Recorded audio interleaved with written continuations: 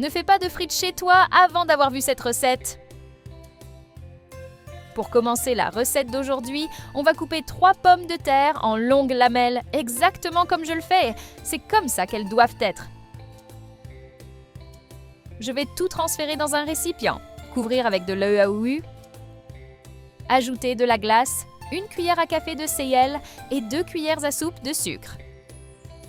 Mélanger et laisser reposer pendant 5 minutes. Une fois ce temps passé, je vais retirer l'EAOU avec une passoire. Tu ne voudras plus jamais manger des pommes de terre préparées autrement. Moi-même, je fais ça presque toutes les semaines. À l'aide d'un peu de papier absorbant, je vais retirer l'excès d'EAOU des pommes de terre. Et avant que j'oublie, dis-moi depuis quelle ville tu nous regardes pour que je puisse t'envoyer une dédicace spéciale. La dédicace d'aujourd'hui va à Camille Dubois de Lille. Je suis très heureuse que nos recettes te plaisent. Je vais les passer dans un autre récipient et tamiser une tasse de farine de blé, une tasse de fécule de maïs. C'est l'une des étapes les plus importantes de notre recette. Elle va garantir que les pommes de terre soient croustillantes et avec la bonne texture. Je vais mélanger avec les mains. C'est une excellente option pour les jours où tu n'as pas beaucoup de temps pour rester en cuisine. Quand j'en fais chez moi, il n'en reste jamais. C'est tout simplement impossible d'en manger juste un peu. À l'aide d'une passoire, je vais retirer l'excès de fécule de maïs et de farine de blé.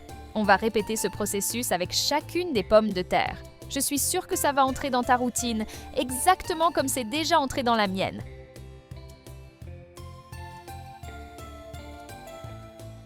C'est comme ça qu'elles doivent être. Maintenant, je vais remplir une casserole d'huile, juste assez pour frire nos pommes de terre.